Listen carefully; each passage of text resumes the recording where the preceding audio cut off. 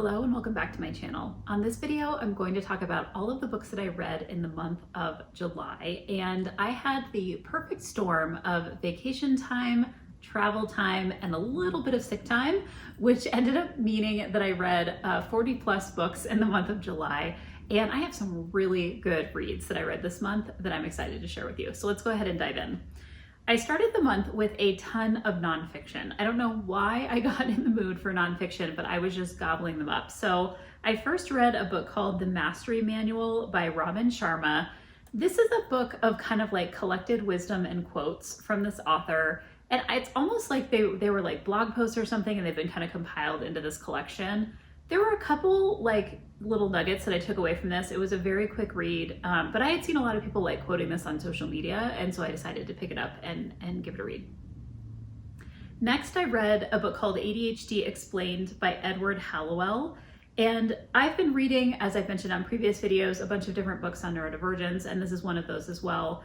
I actually really like Hallowell's work. I feel like he does a very good job of giving kind of scientific explanations and explanations that are based on kind of his training as somebody who treats people with ADHD, but also explains a lot based on his experience of someone who has ADHD as well. And so I've read a number of his books at this point and have really enjoyed them.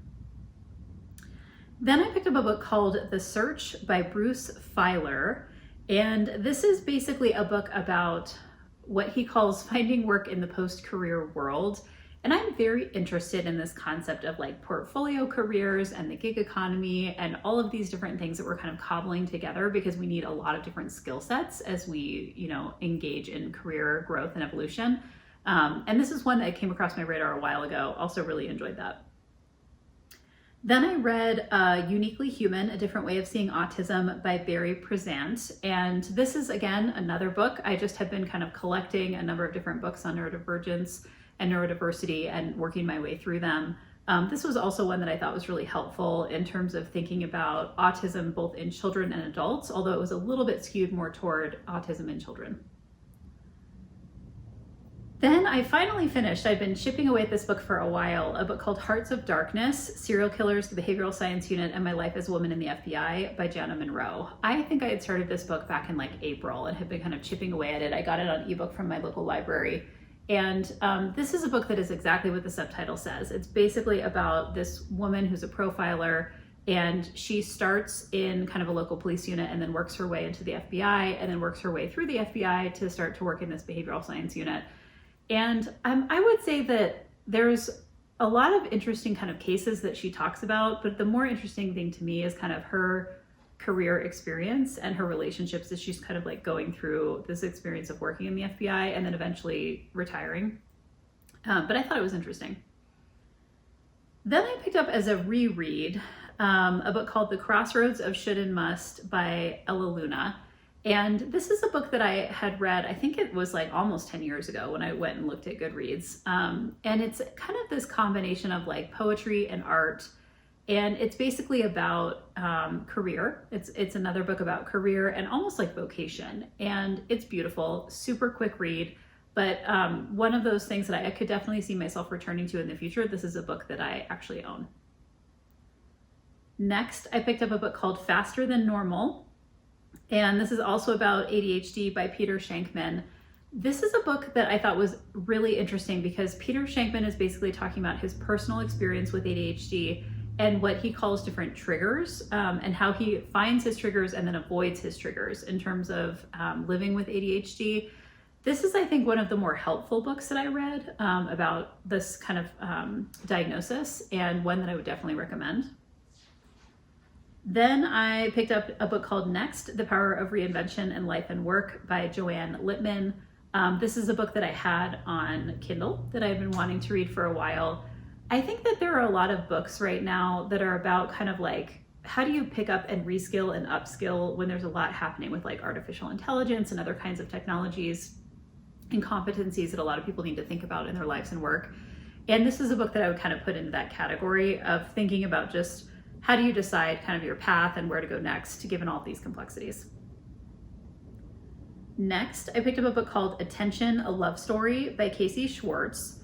This is a book about ADHD because Casey Schwartz is medicated, I think initially with Adderall, but she is not prescribed it. She's like getting it on the side when she's in school. She eventually gets a prescription. But this is also a book about just kind of the phenomenon of increase of drugs that are treating things like ADD and ADHD, and also addiction, because the author is kind of talking about her addiction to these drugs and the way that other people are also kind of struggling with this kind of addiction. What was interesting about this book is this author actually eventually meets another author that I've been reading as well called Gabor Mate, and includes that person in this book. It's almost like a memoir, leaning into memoir as much as it is to kind of like nonfiction. And that was interesting to see that kind of crossover, because that's someone else that I'm kind of reading and learning about right now too.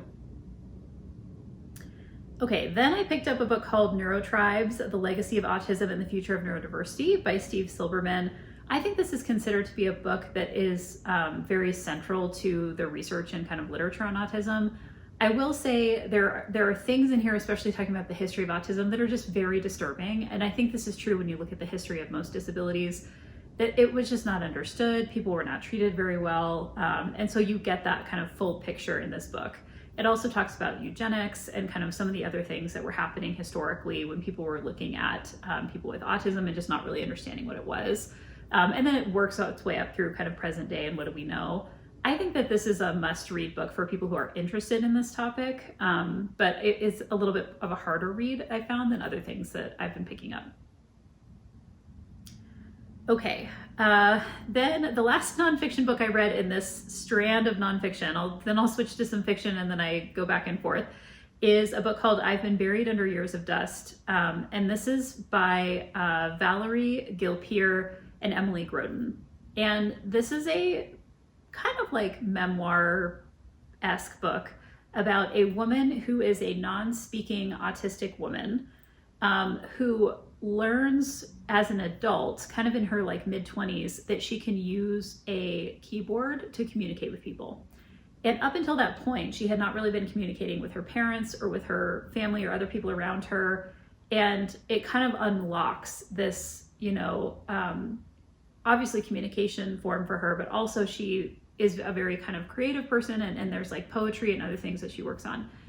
And this book I think is really interesting in that because it talks about this phenomenon of, and I'm not going to get the exact language right, but it's basically like people who are non-speaking being assisted, to speak through these methods. And there's been some controversy about this. And so this book kind of addresses that a little bit, but basically talks about this woman kind of coming into a better understanding of herself and her family coming into a better understanding of her because of her ability to communicate in this new way. Okay, then I picked up a book called That's Not My Name by Megan Lawley. This is a new author for me, and this is a thriller mystery book about a couple of missing women, actually, that we kind of come to understand it's tied to kind of this larger grouping of crimes of like girls going missing, teenagers going missing. And there's basically a boyfriend character who everyone just assumes has like killed his girlfriend. And he knows he has not killed his girlfriend, and he's trying to find out what happened to her. And then there is this other missing girl who is found by the police. And well, I shouldn't say, I guess she's missing. She's found by the police like by the side of the road, and she can't remember anything about who she is. And this man comes to the police station and he says he's her father, and he has like these images and things like that, pictures and like knowledge of her that say that, this is his daughter. And so they release her to go be with him. So you have these like parallel stories of this girl who doesn't know who she is, and then this other girl who's missing. And of course, it's kind of like in the beginning, you're thinking, oh, these are the same person. I don't think it's a spoiler to say not necessarily, and that there's kind of more complexity to the narrative than that. I really enjoyed this. I like the twists. I like the turns. I liked kind of how it resolved in the end. This is a book that I saw other people giving a lot of positive reviews to as well. Then I picked up my one of my Alphabet Challenge books for the month, and it's called Little Secrets by Jennifer Hillier. And this is a book about a woman who has a missing child, and she has a private investigator that she hires to help her. And when the private investigator is looking into the missing child, the private investigator finds out that her partner is cheating on her. And this is the father of her child. And she decides to take actions based on that, which I will not go into detail about what they are, but it basically triggers like a series of actions that she takes. And this is a book that I will say, maybe a quarter of the way in, I kind of figured out what was going on. I don't know that that's because of anything the author did or didn't do. I just like kind of made a guess of like what the situation was, and I ended up being correct. But it was still a very good book, and it still had a lot of kind of interesting twists, like throughout the narrative that I enjoyed a lot. Okay, I also picked up a trilogy of books by Anne Fraser in the Detective Jude Fontaine mysteries. The first one is called The Body Reader. The second book in the series is called The Body Counter, and the third book in the series is called The Body Keeper. And I read these in pretty quick succession throughout the month. This is a set of stories basically about a detective who is kidnapped, and she is held for years by this man, and she escapes. And when she escapes, she has kind of these like heightened senses from being in this captive situation for years.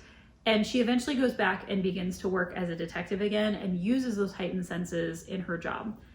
But when she goes back to her job, there is definitely this question of kind of, is she mentally ready? And is she kind of mentally strong enough to do this work, given that she just came out of this pretty traumatic situation?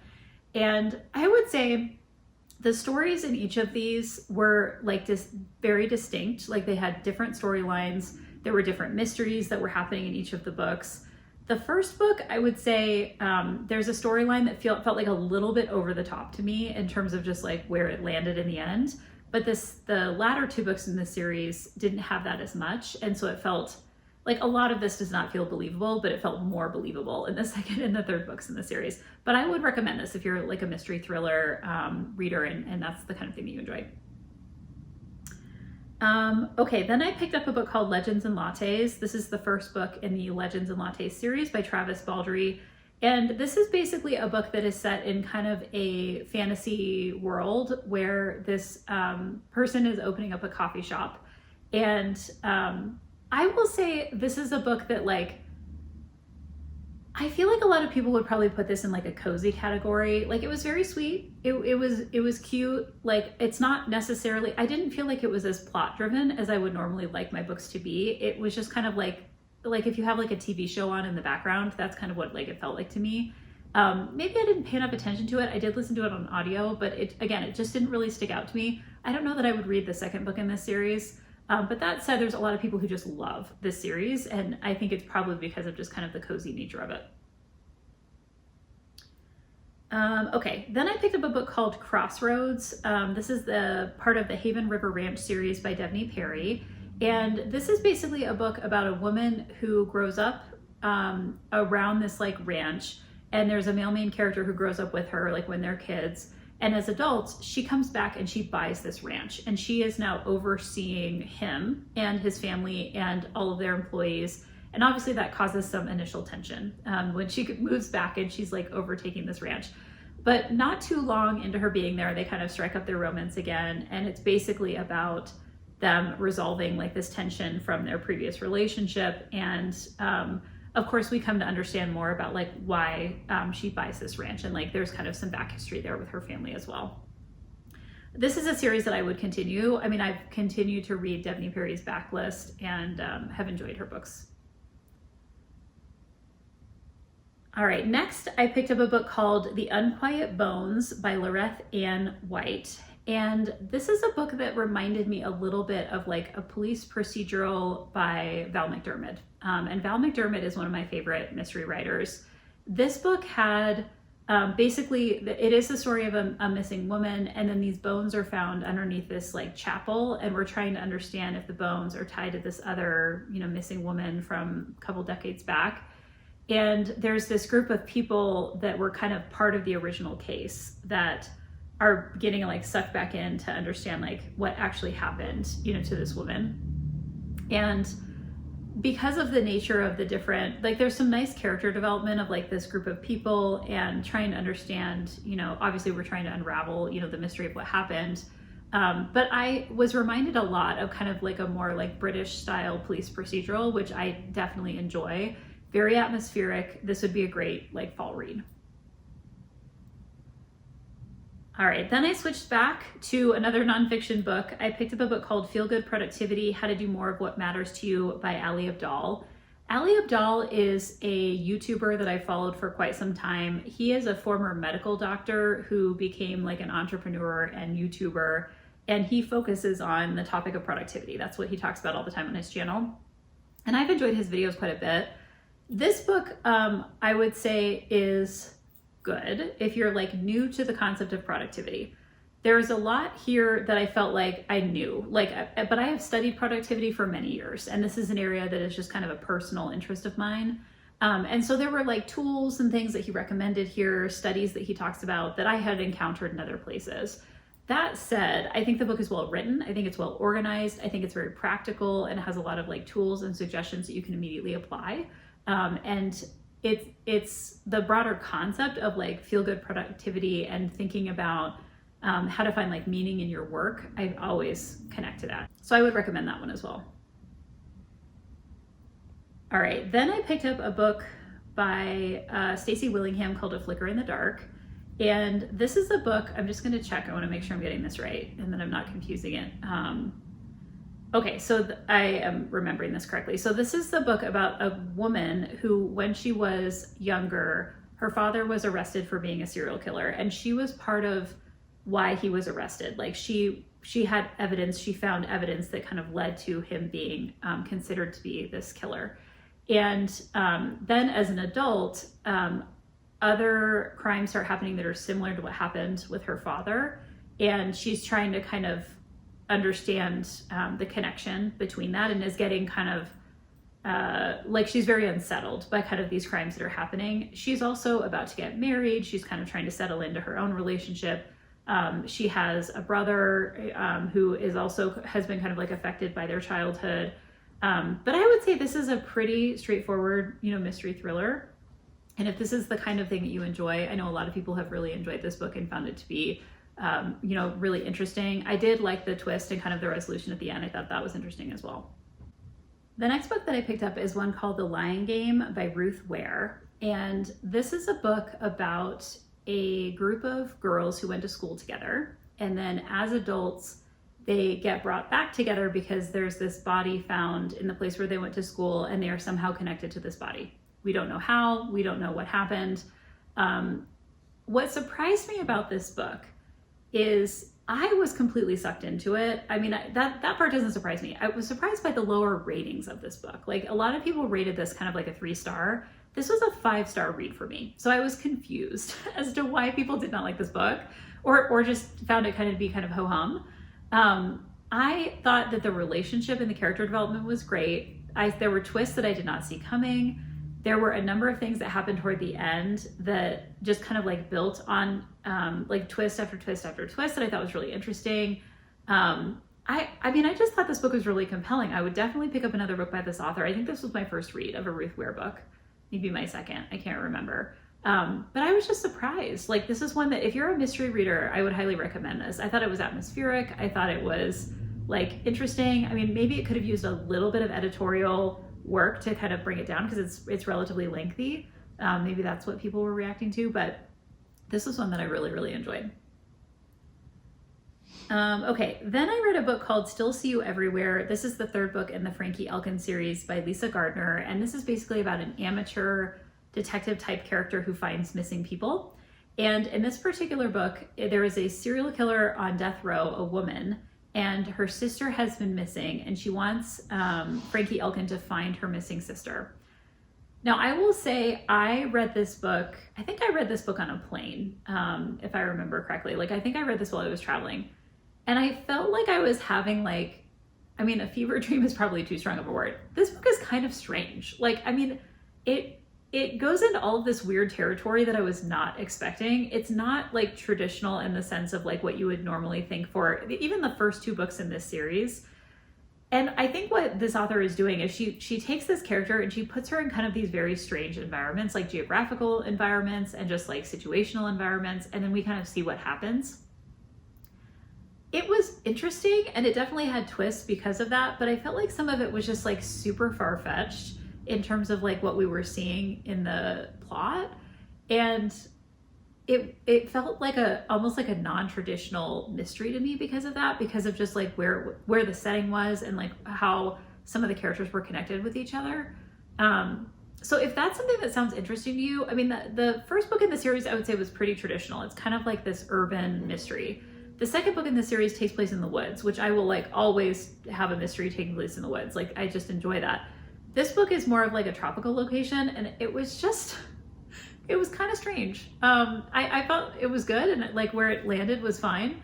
But it felt like it was a little far-fetched in terms of plot and location. Okay, next up I read another Alphabet Challenge book called Lie to Me by J.T. Ellison. And this is a book about a couple who, this one was also like super twisty. Like there's basically, it's told in alternating viewpoints from a couple different characters. There's a man and a woman who are married. The woman goes missing. The man is obviously like an immediate suspect. And they're trying to kind of figure out what happened to this woman. And they had a child that died as an infant. And so there's also this like mystery of like, did one of them kill the child? And how does that tie in with what's going on with their relationship now?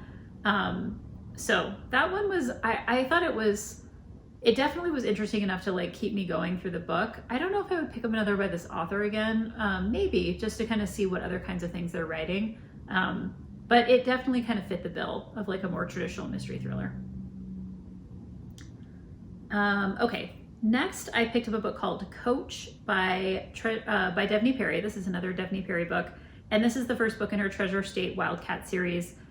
This is basically a book about a male and female main characters who knew each other in the past, and then they get kind of like thrown together in a work environment in present day. And I think they like dated as like teenagers or something, and then they, as adults, like are still interested in kind of having a relationship, but they have to kind of hide it because they work in the same environment.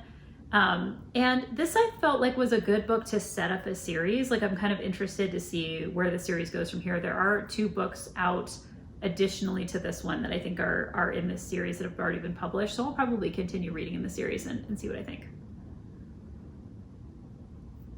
Okay, next up I read a book called The Kingmaker by Kennedy Ryan. This is the first book in the All the King's Men series.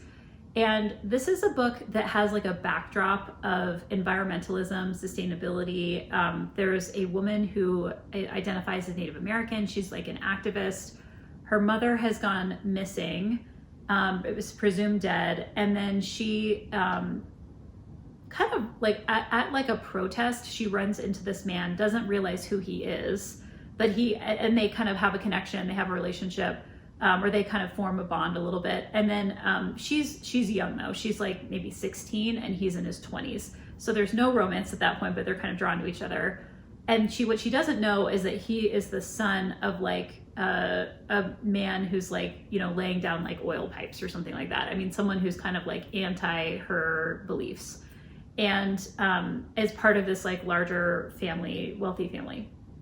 Then years later, they run into each other again, and obviously sparks fly, and she still doesn't know who he is. And obviously there's some tension in the book as she eventually does find out, you know, who she is. This is the first book in a trilogy. There is a cliffhanger that happens at the end of this book that is not related to the romance, and I was kind of not expecting it, so that was interesting. I would guess I'll pick up the second book eventually just to kind of see where this goes. Next up, I picked up a book called The Alter Ego Effect, The Power of Secret Identities to Transform Your Life by Todd Herman. This is basically a book about creating an alternative identity for yourself so that you feel brave enough to do whatever it is you need to do. He gives a lot of examples from sports of people who have to create an alternative identity. He talks about like Beyonce and Sasha Fierce. He gives a lot of different examples of people who've done this in their, you know, professions and work lives. I actually thought this was a really interesting concept. I was surprised he could get a book length amount of content about this. Like I probably could have read like an essay about this and would have been fine in terms of like understanding what he was trying to do. And so I feel like it was something he was able to somehow build out, you know, into an entire book. But for me, it was a quick read. Like I was able to pick up what he was trying to say and understand like relatively quickly. If this is a concept that interests you, I would definitely recommend it. Okay, my box set challenge for the month was The Natural series by Jennifer Lynn Barnes. And this has 4 books in it: The Naturals, Killer Instinct, All In, and a book called Bad Blood. And this is a series that I had heard described as similar to Criminal Minds. And it is basically about a bunch of teenage profilers who, based on various things in their past, have this kind of like natural ability to do various things that help the FBI with profiling. They all have like different gifts basically that they're bringing. But there's a number of them that live in this house together and that have been brought in to work on cold cases. And in each of these books, you learn a little bit more about their past. The main female character has a mother who has gone missing and is presumed dead, but she hasn't gotten the resolution of like what happened to her mother. And by the end of the box set, you do understand kind of what happened there. It all kind of starts to come together in book 4. I thought these were really fun. I read these also while I was traveling, and so I was kind of working my way through them, and would definitely recommend them if you're interested in kind of like criminal profiling. Some of them are pretty dark, given that it's kind of like a YA series, but I thought it was an interesting one. I'm glad I picked it up. Okay, I also picked up this month the 3rd and 4th book in the Boys of Tommen series by Chloe Walsh. The 3rd book is called Saving Six. The 4th book is called Redeeming Six.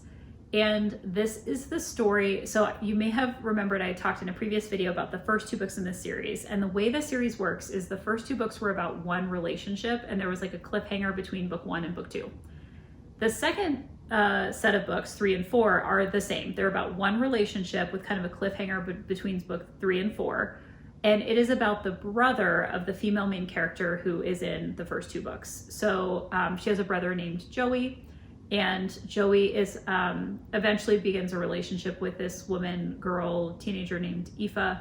And in the books 3 and 4, I will say major trigger warning for addiction, because Joey is an addict, and that is a major part of the plot of books 3 and 4. But I will say by book 4, I was like emotional about what was happening with these characters. I was rooting so hard for them to like figure this out. And there is definitely like things that happen, like part of books 3 and 4 run parallel to things that were happening in books 1 and 2. And so you have a sense of like where this is headed because of the resolution of what happens in book 2. So part of you is like, okay, I know this is like going to work out in some way, but it's like harrowing to get there, through books 3 and 4. And, there were things that also were introduced in book 3 that I did not realize from books 1 and 2. I don't think it was part of book 1 and 2. Like certain things that certain characters knew in books 3 and 4 were unknown to characters in books 1 and 2. I don't know if that makes sense, but it will if you read the series. These books, as always, they're like hundreds and hundreds of pages long. I was completely sucked in. There is a book 5 that I believe is a standalone for the next relationship. So I will pick that up eventually as well. But I could not recommend these more. Like they are so they just completely suck you in. You're rooting for these characters. I really, really enjoyed both of these books. Okay, then I picked up a book called Eruption that is co-authored by Michael Crichton, who is now deceased, and James Patterson. And James Patterson was given the notes for this book by Michael Crichton's wife. And then he worked it up into like a full manuscript and a book. It's basically about a major volcanic eruption in Hawaii. And there are parts of this book, probably I would say in like the first third of it, I was laughing out loud about like the science and the setup of like what you're supposed to be expected to like believe about what is happening here. So for that alone, it's kind of like a fun romp. Like if you're looking for kind of like a summer read or something like that.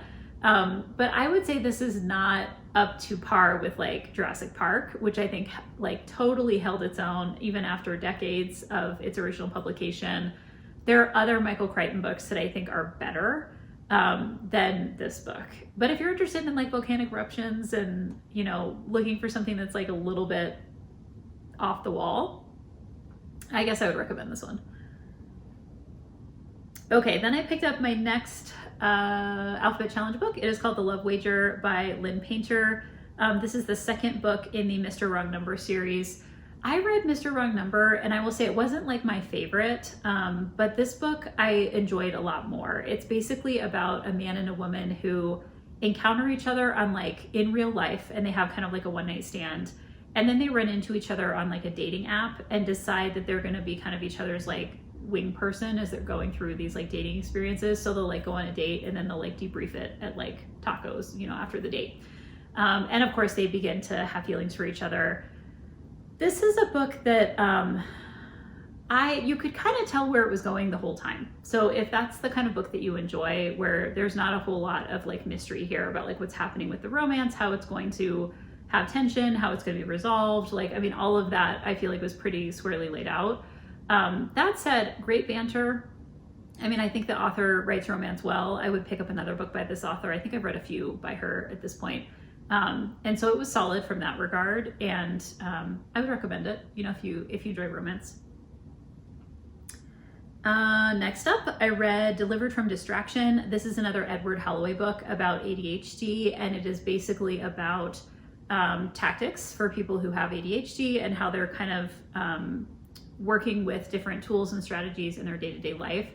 One of the things that I appreciated about this particular book and other books by this author is there's a lot of examples of like how people are living with ADHD and what are the kinds of things that work for them.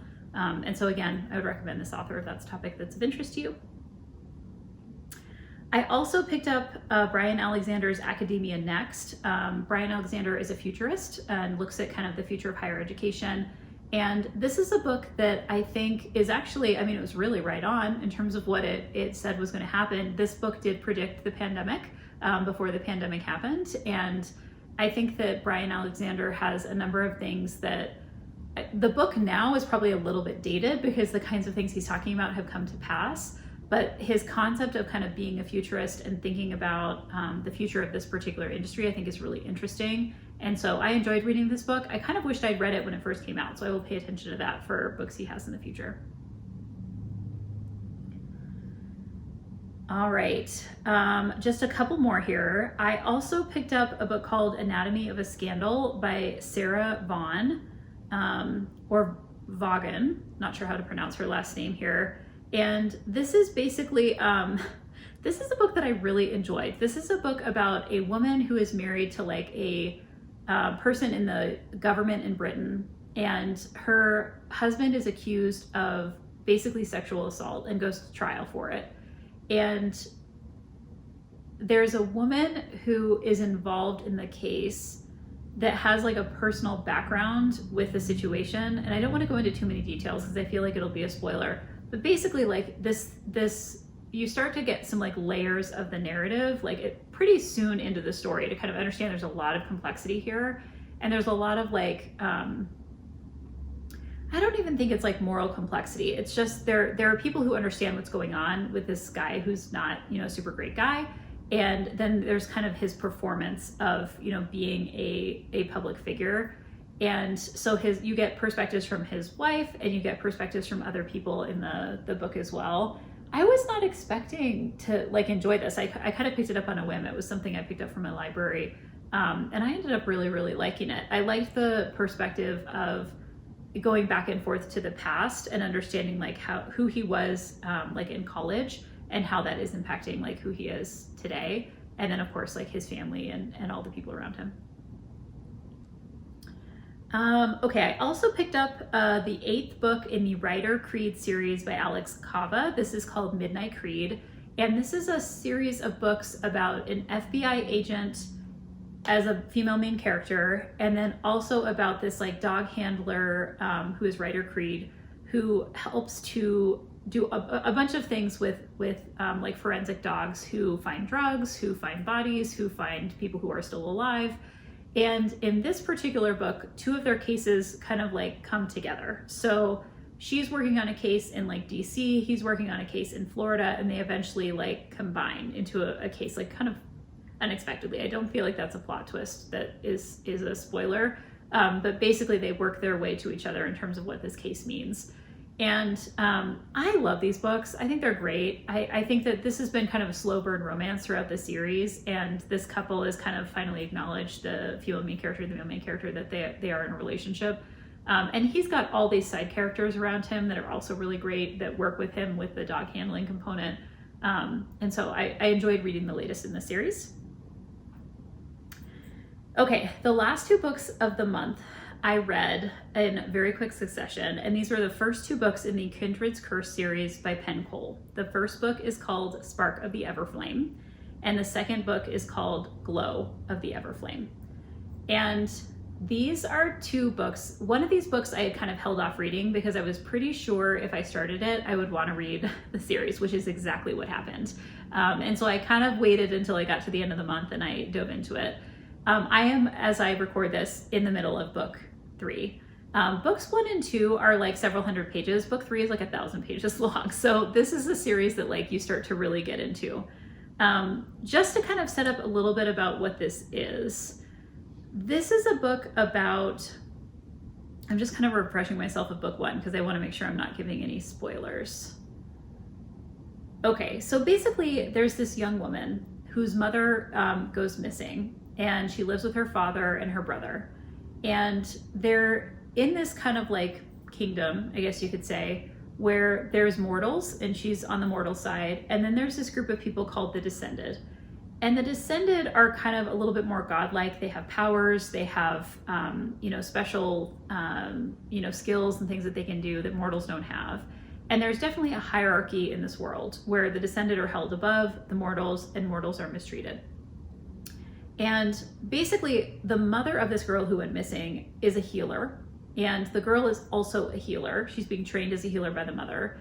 And the mother had worked in the palace for the king and for the royal family as part of her healer abilities. And so when she goes missing, the daughter gets kind of like inserted into doing some of this work.